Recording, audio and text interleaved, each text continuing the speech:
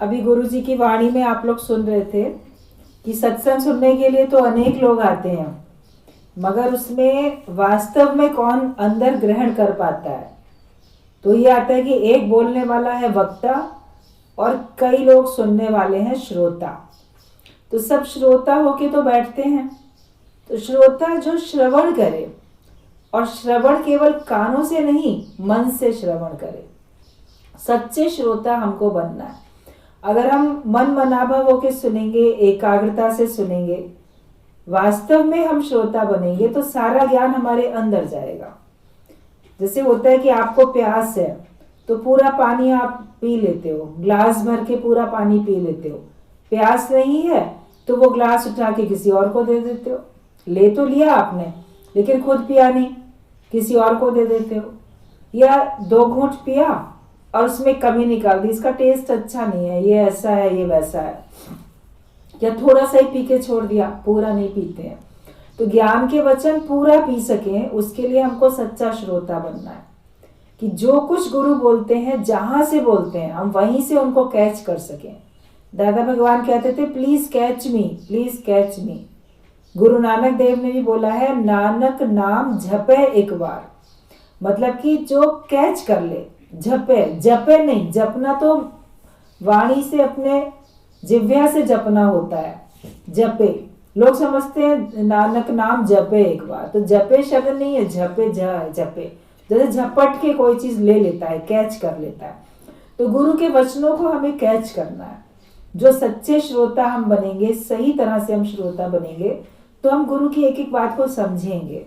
और इतना हम उनको ऑब्जर्व कर लेते हैं संग करके और सुन के कि हमें उनका मीनिंग पता चलता जाता है कि आखिरकार जो गुरु ने ये शब्द बोले उसके पीछे उसका क्या उद्देश्य है, वो क्या चाहता है और हमें कहाँ ले जा रहा है। वो अपनी वाणी से हमको एक दिशा दे देते हैं। सच्चे संत अपनी वाणी से हमको एक सही मार्गदर्शन करके सही दिशा देते हैं, उस दिशा पे ही हमको चलना है। तो वो श्रोता जो होता है वो तो बात समझ जाता है, लेकिन बैठने वालों में सारे लोग श्रोता नहीं होते हैं, देखने में सब श्रोता आते हैं। कुछ दूसरी कैटेगरी के लोग होते हैं, वो होते हैं सरोता। सरोता जो होता है वो सुपारी को काटने का काम करता है। अक्सर पहले जमाने में या हो सकता है अभी भी कई घरों में पानदान रखे जाते थे और महिलाएं भी पुरुष भी पान खाने का शौक रखते थे। तो पानदान में वो सब चीज़ें तो साबुत सुपारी बाजार से खरीद के ले आए और उनको उनके पास में सरोता भी होता था छोटा सा, उस सरोते से काट काट के सुपारियां अपने पानदान में डाल लिया करते थे। तो ये हो सकता है कई लोगों ने अपनी आंख से देखा भी हो, उसको सरोते को देखा भी हो, कई लोगों ने नहीं देखा होगा तो जो पान बेचते हैं उनकी दुकान पे होते हैं, वो भी काट काट के देते रहते हैं। कटी हुई सुपारियां कहाँ तक लाएंगे, वो साबुत ले आते हैं और काट के देते हैं। तो कुछ सुनने वाले ऐसे होते हैं जो श्रोता नहीं होते लेकिन वो सरोता होते हैं, मतलब कि वो अंदर ही अंदर गुरु की बात को काटते रहते हैं। ये बात कैसे कह दी, ये बात तो सच नहीं है, इस बात को तो फॉलो कर ही नहीं सकते, और ये आज के ज़माने में ये बात लागू नहीं हो सकती, पुराने ज़माने में हो सकती थी। ये मन ही मन में वाणी तो चुपचाप सुनते रहते हैं लेकिन अंदर अंदर उसको डिनाई करते जाते हैं, जैसे उसको एक्सेप्ट नहीं करते, स्वीकार नहीं करते, उसको डिनाई करते जाते हैं अंदर ही अंदर। तो और कभी गुरु की बात को काटते भी हैं, तो कभी गुरु की बात को ऐसे काट भी देते हैं कि हम जो है मानेंगे नहीं। कभी बोलने में भी कभी लोग बोल भी देते हैं कि इस बात को जो है काट देते हैं कि ये बात तो ठीक नहीं है। कोई लोग बहस भी करते हैं, क्वेश्चन करते हैं तो फिर बहस भी करते हैं, अंदर अंदर मन से भी काटेंगे, ये रॉन्ग है, ये गलत है। तो वो कहलाते हैं सरोता, मतलब वो बात को समझते नहीं है, बात को काटने की कोशिश करते रहते हैं। तो जो गुरु के वचनों को काटता रहेगा तो वचनों को मानेगा कैसे, सीखेगा कैसे। ये हमेशा समझना चाहिए कि ये बात आज मेरी समझ में नहीं आती है लेकिन कल मुझे समझ में आएगी। और एक होता है सीखने के लिए, समझने के लिए प्रश्न करना, एक होता है दूसरे की बात को काट के अपनी बात को सही सिद्ध करने के लिए वार्तालाप करना या बहस करना। तो बहस करने वाले भी कई लोग होते हैं या बात को काटने वाले होते हैं। कोई लोग मुख से बहस कर लेते हैं कोई लोग मन ही मन अंदर अंदर डिनाई करते जाते हैं, तो वो सब सर्वता की श्रेणी में आते हैं कि वो गुरु के वचनों को डिनाई करते हैं, इनकार कर देते हैं, उनको स्वीकार नहीं करते, बात को काटते रहते हैं। तो ऐसा भी हमको नहीं बनना चाहिए। और फिर कुछ होते हैं तोता, बोलते वो हैं तो सुनने वाले, सुन भी लिया, बात को काटा भी नहीं, लेकिन बात को समझा भी नहीं, और वो जैसा सुना जाके कहीं पे बखान कराते हैं। जैसे छोटा बच्चा स्कूल में जाता है, पोयम सीखता है, आके घर में बस बखान कर देता, सुना देता है। अब उसे उसके बारे में कुछ पता नहीं है, लेकिन उसने रट लिया बढ़िया सा, और रटा रटाया वो सुना देता है। तो कुछ सुनने वाले ऐसे होते हैं जो गुरु से ज्ञान भी सुनते हैं, और कहा जाता है निष्कामी बनो, सबको सुना के आओ, ये तो प्रेरणा हर एक को दी जाती है। तो वो एज इट इज सुना के चले आते हैं, और उनको उसके बारे में खुद भी जानकारी पूरी नहीं होती, उसको खुद भी नहीं समझते, और दूसरे को वो समझा भी नहीं पाते हैं। तो वो तोता की श्रेणी में आते हैं। तो वो भी उनको पूरी तरह से ना खुद मंजिल पे पहुंचेंगे, ना दूसरे को मंजिल पे पहुंचा पाएंगे। और कभी ऐसे लोगों से सुनने वाले ही कोई प्रश्न कर लेते हैं तो वो जवाब नहीं दे पाते हैं, या तो अपनी बात को सही सिद्ध करने के लिए कुछ उल्टा सीधा गलत सलत कुछ भी अर्थ निकाल के उनको बता देंगे, या कुछ लोग सच्चे भी होते हैं तोता की श्रेणी के, वो बोल देते हैं अच्छा ये ना गुरु से पूछ के बताएंगे, इसका उत्तर हम गुरु से पूछ के बताएंगे। फिर वो गुरु के पास आके पूछते हैं। तो गुरु जी कई बार ये बात कहते थे कि ये जो प्रश्न तुम पूछ रहे हो ये तुम्हारा अपना है कि किसी और का? तो बोलते थे किसी ने हमसे पूछा, तो उस हिसाब से जवाब देते थे। कहते जिसने पूछा उसको भी लेके आओ ना, उसको भी यहाँ ले आओ, तो वो डायरेक्टली पूछेगा तो उसको और अच्छा अर्थ मिलेगा। फिर भी गुरु जी अर्थ बताते ही थे ताकि वो व्यक्ति खुद तो समझ जाए।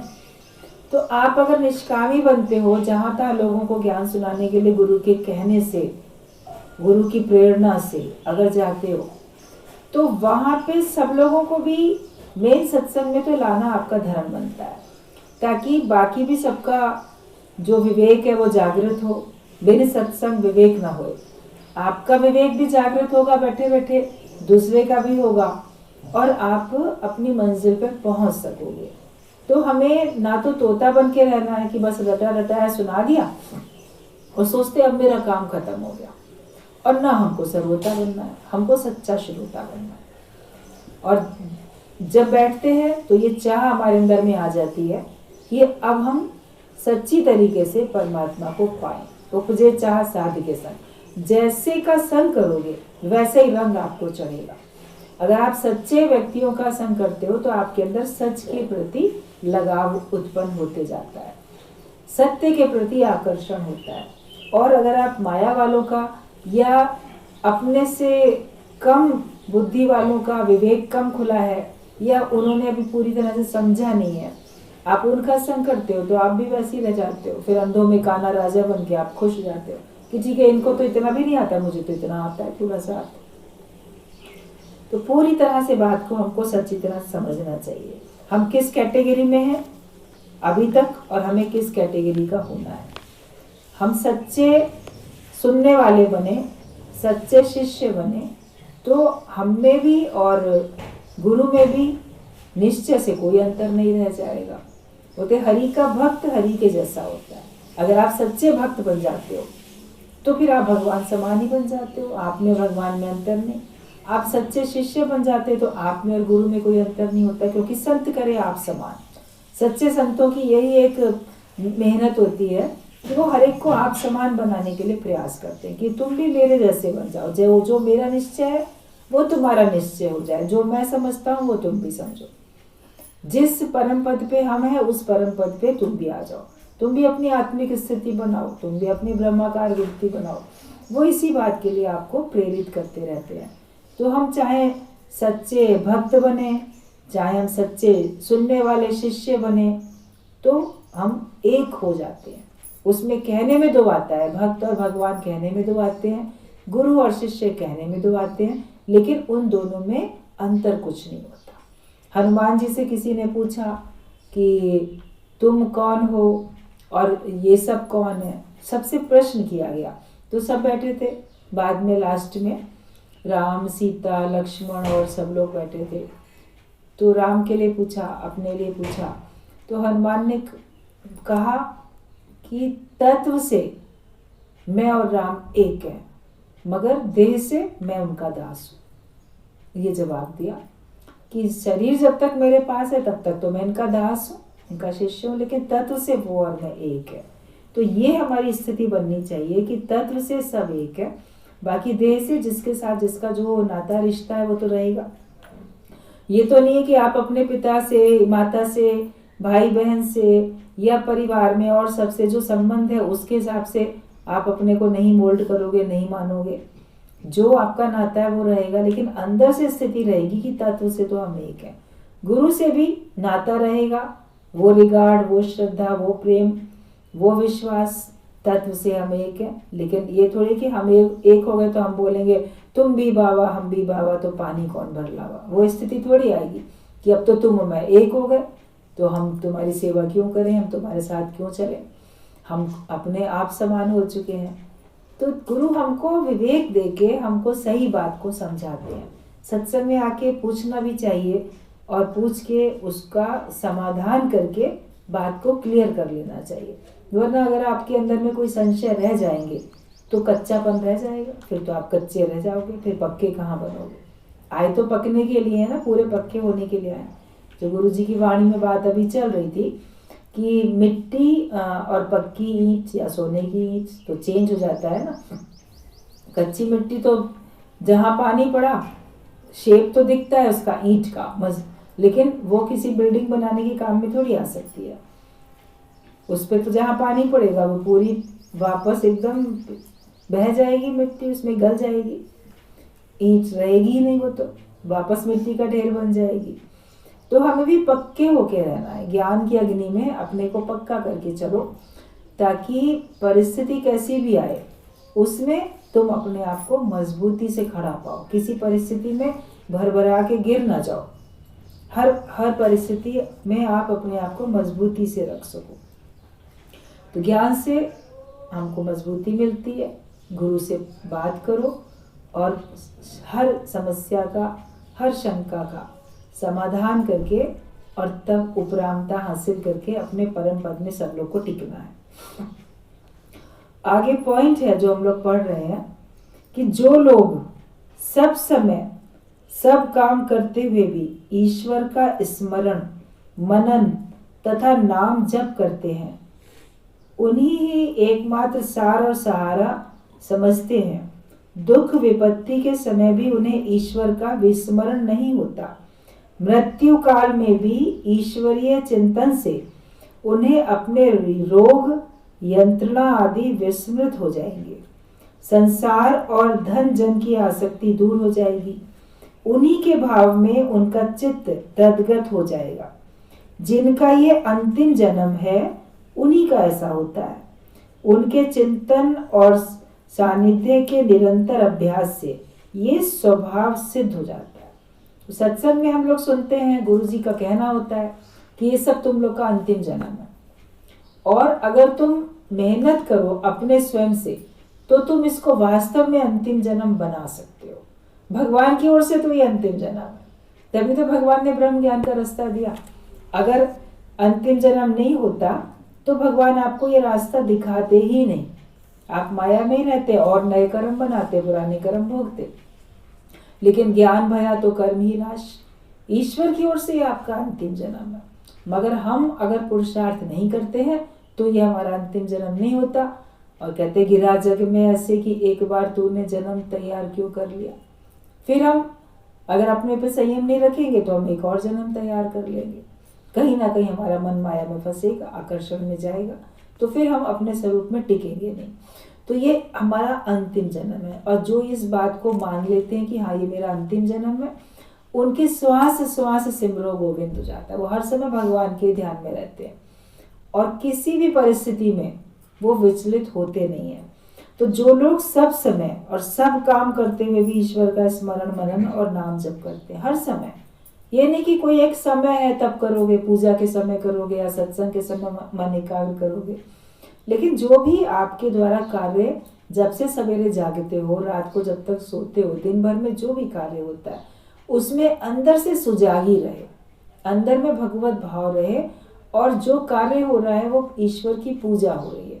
पूजा करते समय आप अनेक प्रकार का करते हो ना, कभी फूल चढ़ाया, कभी जल चढ़ाया, कभी आरती गाई, कभी कुछ भोग लगाया, अलग अलग काम होते रहते, कभी पाठ पढ़ा, ऐसे दिन भर में होता रहता है। कभी आपने पानी पिया, खाना खाया, किसी को पिलाया, किसी को खिलाया, कभी कुछ किया, कभी कुछ किया। जिनका जॉब है उस जॉब में जाते हैं, बिजनेस है उसमें जाते हैं, कार्य तो अलग अलग होते हैं, मगर अंदर में भाव रहे कि मैं भगवान का कर रहा हूँ, ये नहीं मैं इनका काम कर रहा हूँ। जहाँ की भी नौकरी करते हो, प्राइवेट नौकरी है या सरकारी है, मैं तो इनका काम कर रहा हूँ, इनका नहीं, मैं भगवान का कर रहा हूँ। जो भी काम करो भगवान का करो, घर में भी जो काम करते हो बोलो भगवान का कार्य करते हो। तो ये होता है कि सब समय और सब काम करते हुए भी ईश्वर का जो स्मरण करता है, जिसको भगवान कभी भूलते ही नहीं है, वो मन से मनन करता है और नाम जप भी करता है। मुख से भी हरी चर्चा होती है, जिनके साथ बैठो ज्ञान की चर्चा करो। पर पचर क्यों करते हो, नाम रूप की बातें क्यों करते हो, इसकी निंदा, उसकी बात, इसकी बात, ये बात, दुनिया जहान की बातें जब इकट्ठे बैठेंगे, पड़ोसन इकट्ठी बैठेंगी, सहेलियां इकट्ठे बैठेंगी, कहीं भी आप बैठोगे एक साथ, तो उसके घर में ये हो रहा है, उसके घर में ये, उसने ये क्या, उसने कहा, ये सब बातें क्यों करते हो? अगर ये सब बातें करते हो तो भगवान के भक्त हो नहीं, फिर तो सत्संग में बैठने के लायक भी नहीं हो। जो भी इस प्रकार का व्यवहार करता है वो सत्संग में आने के लायक नहीं, उसको सत्संग में आना नहीं चाहिए। वो बैठे अपने घर में जाके, क्योंकि वो सुधरा नहीं है। फिर सत्संग का नाम बदनाम होगा, अरे फलानी जाति तो है सत्संग में, लेकिन देखो कैसे पर पचर करती रहती है, एक दूसरे की बातें बोलती रहती है। और जहां भी रहते हो, जहां भी काम करते हो, वो समझो कि ये भगवान है, भगवान ही उनके द्वारा आपको रोजी रोटी दिला रहा है, तो उन्हें भगवत भाव तो रखो। तो हम नाम जप करते रहें, मुख से भी भगवान का नाम लेते रहें, और मन में भगवान का मनन करें, और भगवान को ही याद करते रहें। और जो केवल एक भगवान को ही एकमात्र सार और सहारा समझते हैं, है प्रेम जगत में सार, एक भगवान ही सार, तो ईश्वर ही केवल एक है, उसके अलावा दुनिया में कुछ नहीं है, जो ये समझ लेते हैं। और केवल एकमात्र सहारा भगवान ही है।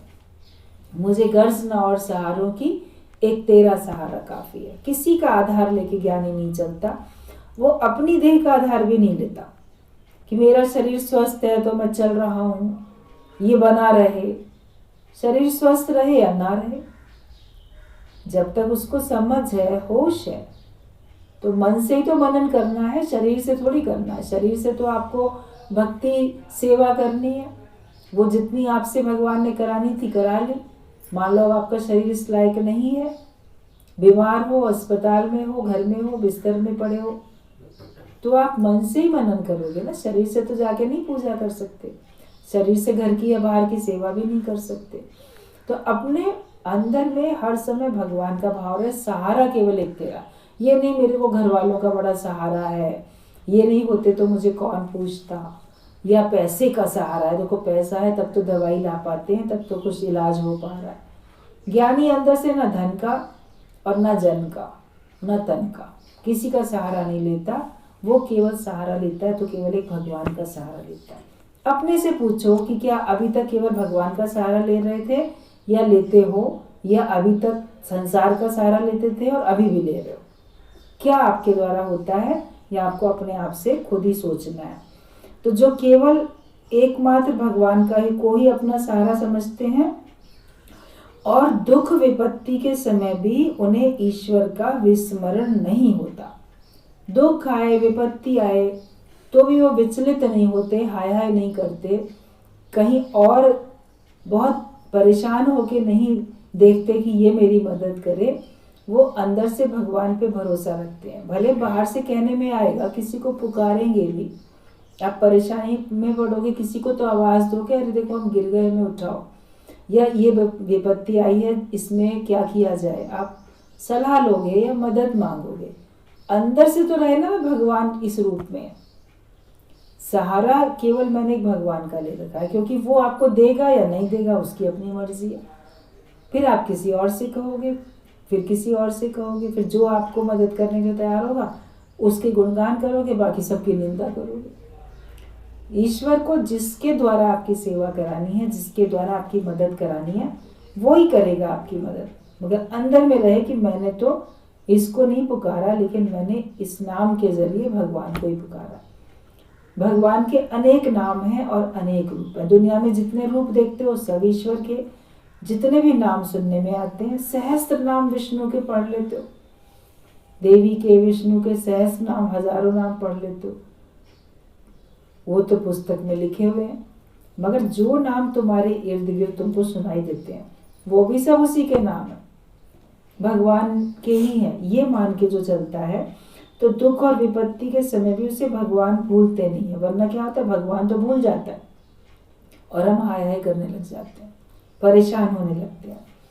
और मृत्यु काल में भी ईश्वरीय चिंतन से उन्हें अपने रोग यंत्रणा आदि विस्मृत हो जाएंगे। तो जो हर समय भगवान का भाव रखेंगे तो अंत समय जब उनका आएगा, किसी किसी का अंत एकदम शांति पूर्वक ऐसी हो जाता है, कोई बीमार नहीं, कुछ नहीं, ऐसे 10-15 मिनट शरीर में थोड़ी कुछ प्रॉब्लम आई, हार्ट फेल, हार्ट अटैक कुछ हुआ, चले गए दुनिया से। और कोई लोग ज़्यादा देर बीमारी, शरीर उनका अस्वस्थ रहता है और उनका इलाज चलता रहता है, तब उनका शरीर छूटता है। ये तो हर एक का अपना अपना लेन देन है। भगवान ने जिसकी जैसी भी रचना रच दी और जैसा जिसके लिए भाग्य में लेख लिख दिया। तो जो भगवान के भक्त ऐसे होते हैं जो अंत में भी उनको छटपटाहट में भी उनको भगवान ही याद आते हैं। फिर वो अपने बचने के लिए धड़धड़ नहीं किसी से कहते, अंदर से भी, और उनको अपनी बीमारी भी नहीं याद होती है, और उनको जो भी कष्ट मिल रहा है शरीर में, बहुत दर्द है, वो भी, उसमें भी उनका मन नहीं जाता। उन अंत में भी उनका मन केवल भगवान में जाता है। वो ये जानते हैं कि दुनिया में कोई अपना नहीं, भगवान तुम ही मेरे अपने हो, तो मैं अंत में किसको पुकारूं। वरना तुम्हारे बेटा नहीं आया, पति नहीं आया, या फलाना मेरे सामने कहा, वो कहाँ है, इसको बुलाओ, उसको बुलाओ। आपने सुना होगा कई लोग अंत समय में अपने परिवार वालों को बहुत पुकारते हैं, लेकिन जो ज्ञानी होता है वो किसी को नहीं पुकारता। वो जानता है ये कोई मेरे अपने नहीं है। मृत्यु के बाद तो बोलोगे राम नाम सत्य है, और ज्ञानी जीवन में पहले ही जान लेता है राम नाम सत्य, वो ही मेरा संगी साथी है, एक वही तुम्हारे अपने हैं और तुम्हारा अपना कोई भी नहीं है। तो वो हमेशा उसी को अपना मान के चलता है। तो उसको अंत में भी भगवान का ही चिंतन रहता है, और अपनी बीमारी और जो तकलीफें शरीर में पीड़ा है वो उसको भूल जाता है, वो उसको याद नहीं करता। तो जो सब समय जपता रहेगा तो अंत में उसका ऐसा ही होगा, और उसका चित्त से संसार की धन और जन की आसक्ति दूर हो जाएगी। अपने धन में आसक्ति जाती है, मेरी प्रॉपर्टी, मेरा घर, मेरी दुकान, मेरी ज़मीन, मेरा मकान, मेरा बैंक बैलेंस, सोना चांदी, जहाँ जहाँ मन जाता है। तो ये मेरा, मैंने इतना इकट्ठा किया, मेरे बाद इसका क्या होगा, या जो लोग लेंगे इसका दुरुपयोग करेंगे, पता नहीं ऐश करेंगे मुफ्त के पैसे से। तो वो मन धन में चला जाता है। लेकिन ज्ञानी का मन धन में नहीं जाता, या किसी का मन जन में, लोगों में जाता है, परिवार में जिनके प्रति भी उसकी आसक्ति होती है उनमें सब में जाता है। लेकिन जो भगवान का सच्चा भक्त है उसके मन में धन की या जन की कोई भी आसक्ति नहीं रहती है, और उसका जो मन का भाव है, उसका चित्त, वो परमात्मा का रूप हो जाता है, उसमें केवल भगवान बस जाते हैं। और जिनका ये अंतिम जन्म है उन्हीं को ऐसा होता है। अगर अंत में भी आपको भगवान याद रहते हैं और सारा जीवन भगवान याद रहते हैं, तभी तुम्हारा अंतिम जन्म होगा। लेकिन अगर आपको और बातें याद आती हैं तो फिर ये आपका अंतिम जन्म नहीं है। खुद जान सकते हो कि ये तुम्हारा अंतिम जन्म है कि अभी और कई जन्म आपको लेने पड़ेंगे। अभी असावधानी रखोगे किसी एक मामले में तो आपने दूसरा जन्म धारण कर लिया समझ लो। फिर उस जन्म में किसी और मामले में अपना मन अटकाया तो फिर एक और जन्म ले लो। फिर तो अंत नहीं है ना। पता नहीं कितने फेरे, कितनी बार 84 लाख के चक्कर लगाते आए हो और लगाते रहोगे। तो अपने पे कृपा करो, अपनी कृपा जिसा आप करें सो सेवक गुरु की मत ले। गुरु की मत, गुरु की समझ वही ले सकता है जो अपने पे कृपा करता है। तो जिनका ये अंतिम जन्म होता है उन्हीं के अंदर ऐसे भाव आते हैं कि उनको केवल भगवान ही याद रहते हैं हर समय और अपने अंत समय में भी। और उनके चिंतन और सानिध्य के निरंतर अभ्यास से ये स्वभाव सिद्ध हो जाता है। वरना कोई बीमार पड़ता है ना, भगवान जल्दी ठीक कर दो, सत्संग जा सके, जल्दी यही बोलेंगे चलो, लेकिन भगवान जल्दी ठीक कर दो, ये शरीर ठीक हो जाए। तो भगवान का भक्त ये भी नहीं बोलेगा, जब ठीक होना होगा हो जाएगा। वो बोलेगा मैं अभी ठीक हूँ। आप अपने विचारों से जितने ज्यादा बीमार पड़ते हो उतना आप बीमारी से नहीं पड़ते हो। बीमारी से आपको 50% अगर बीमारी है तो 50% आपके विचार हैं उसमें। ख्यालों से अगर सही हो तो स्वस्थ हो। कोई पूछने आए कैसे हो, बोला बहुत अच्छे, बिल्कुल ठीक है। अपने को आत्मा में रख के जवाब दो ना, अपने को देह मान के क्यों जवाब देते हो? इस देह से भगवान को जितना कार्य लेना है वो लेगा। दादाजी ने अपनी बात एक बार बताई थी सत्संग में। बोले कि जब वो छोटे थे, बचपने की अपनी बात बताई। बोले बचपने में स्कूल में जाते थे पढ़ने के लिए, तो जैसे कभी होता है किसी वजह से स्कूल में कोई प्रोग्राम होते हैं, तो कोई नाटक होते हैं का बच्चों के, उसमें सबको अभिनय करने के लिए अलग अलग कोई पात्र बनाया जाता है, कोई कुछ होता है। तो किसी नाटक में उनको एक मेन रोल दिया गया था, राजा का या किसी का रोल दिया गया था। और वो जैसे प्रोग्राम जो डेट थी जिसमें स्कूल में वो प्रोग्राम फंक्शन होना था, उससे 3-4 दिन पहले वो बीमार पड़ गए। बच्चे थे, बच्चों को तो बुखार आ ही जाता है, तो उनको बुखार आ गया और फिर स्कूल से हो गए एब्सेंट। ये बच्चा बीमार है तो घर में ही रहेगा। तो जो स्कूल का टीचर था जो सब करवाया, उसको हुई चिंता। बोले वो कहाँ चला गया वो बच्चा, किसी ने कहा ये तो बीमार है। तो ये बताया दादाजी ने कि वो जो स्कूल के टीचर थे वो उनके घर चले आए और पूछा क्या हाल है इस बच्चे का। बोले ऐसे ऐसे। बोले नहीं, इसको ये सब इलाज कराओ, इसको जल्दी ठीक होना है, क्योंकि इसी से तो हमको नाटक करवाना है और इतने कम समय में इसके बदले किसी दूसरे को बना भी नहीं सकते, क्योंकि इतने दिन से प्रैक्टिस यही कर रहा था, तो इसको तो ठीक होना ही पड़ेगा। उसको भी कहा कि तुम्ही को करना है नाटक, तुमको तो ठीक होना ही पड़ेगा और अच्छी तरह दवाई खाओ, जल्दी ठीक हो। तो उस मास्टर को चिंता हुई जिसको नाटक करवाना था। और बच्चे होते हैं, बुखार आता है, जल्दी ठीक भी होते हैं। खैर इलाज वगैरह किया गया, जल्दी ठीक भी हो गए और उन्होंने ही फिर वो मेन जो उनका रोल था वही किया।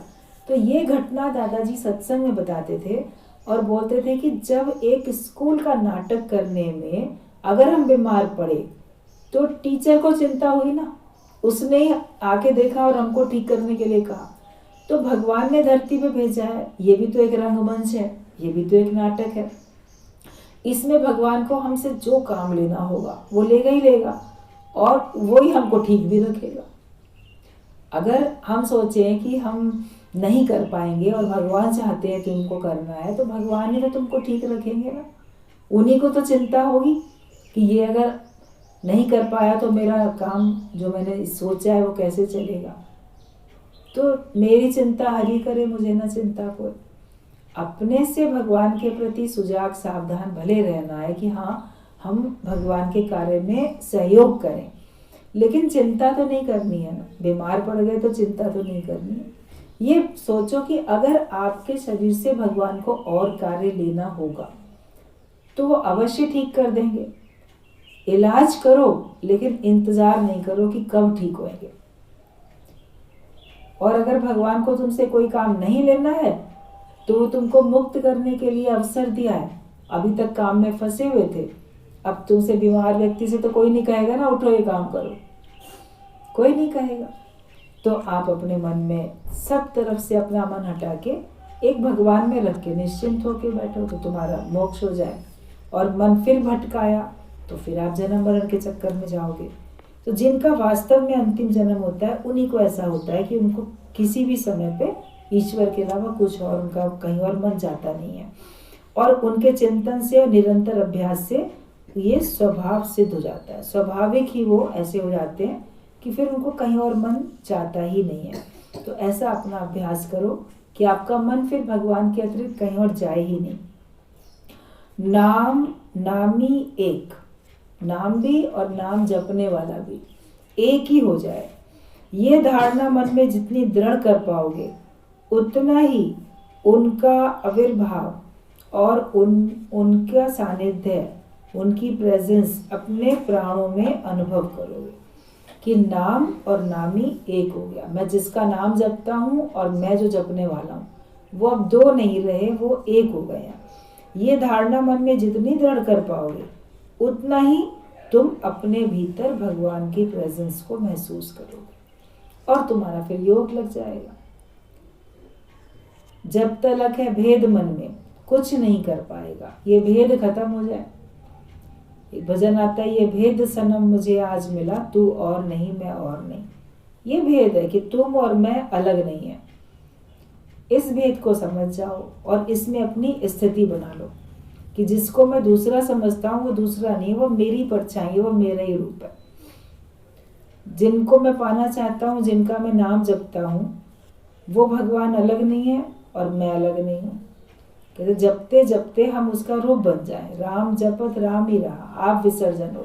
भगवान का नाम जपते जपते, भगवान को याद करते करते, याद करने वाला, नाम जपने वाला गुम हो जाता है और वो उसका रूप बन जाता है। नदी समुद्र में जाके समुद्र का रूप बन जाती है। पहले अलग होती है, उसका नाम अलग होता है, लेकिन समुद्र में समा जाने के बाद वो उसी का रूप बन जाती है, फिर समुद्र ही कहलाती है। तो ऐसे ही भगवान का भक्त भगवान को जपते जपते भगवान का रूप हो जाता है, फिर उसका अपना अस्तित्व खत्म हो जाता है। उसको अपना अस्तित्व बनाए रखने की चिंता भी नहीं होती कि मुझे अपना अस्तित्व बनाए रखना, मैं भी कुछ हूँ, ये भाव नहीं रहता। उसको लगता है ही भगवान, इधर बस है ही भगवान। तो वो अपने आप को पूरी तरह से गुम कर देता है, ईश्वर में अपने आप को गुम कर देता है। जो ऐसा अपने आप को गुम करेगा वही मुक्त हो सकेगा। जहाँ किसी का कोई नहीं, यहाँ तक कि हम भी अपने नहीं, तो उसे ही संसार कहते हैं। भाई जहाँ किसी का कोई नहीं है, आप तो मान के बैठे हो ना मेरे ये है मेरे वो है, लेकिन संसार क्या है? जहाँ पे कोई किसी का नहीं है, वो संसार है, कोई अपना नहीं। ये जहाँ है, संसार है ही ऐसा जिसमें कोई किसी का है नहीं। और यहाँ तक कि हम भी अपने नहीं हैं। हम अपने को अपना समझते हैं, हम भी अपने नहीं। हम भी तो परायों की चिंता करते रहते हैं, दिल अपना और प्रीत पराई। हम दूसरे की चिंता करते रहते हैं, हम भी अपने खुद के लिए, उद्धार के लिए नहीं सोचते। बेटे के लिए सोचेंगे, पोते के लिए सोचेंगे, इसके लिए उसके लिए। तो आप अपने भी तो नहीं हो ना, अपने स्वयं की भी तो नहीं बनते हो, परिवार वालों की चिंता में लगे रहते हो। और अपनी सगी नहीं देह, अपने को देह मान के बैठते हो तो तुम्हारी देह भी तुम्हारी अपनी नहीं है। तो यही संसार है। और इस संसार से गुरु हमको हटा देते हैं कि ये देह नहीं है तुम्हारी, तुम ये नहीं हो, तुम वो सत्य स्वरूप हो और संसार में कोई तुम्हारा नहीं है। कोई सोचेगा कि इतने सारे मेरे हैं और गुरु तो हमको नफरत सिखा रहा है, हमको तो अलग कर रहा है। वास्तविकता तो वही है। उस वास्तविकता को समझ जाओ, कैसे न कैसे तरीके से गुरु हमको समझाता है। तो यही संसार है और इसी से हमको असंसारी बनना है कि जगत में कहीं मन न जाए और ना अपनी देह में मन जाए। मैं हूँ तो बस ईश्वर का रूप हूँ, उसी का अंश हूँ। ईश्वर अंश, जीव अविनाशी। मैं अविनाशी स्वरूप हूँ और मैं ईश्वर का अंश हूँ। वो एक ही मेरा है, बाकी ये जग तो है पराया। अगर ये बात पक्की कर ली तो फिर आपका योग लग जाता है। ठीक है, आज यहीं तक पढ़ेंगे। ज़्यादा सुनोगे तो आपका मन घबराने लगेगा।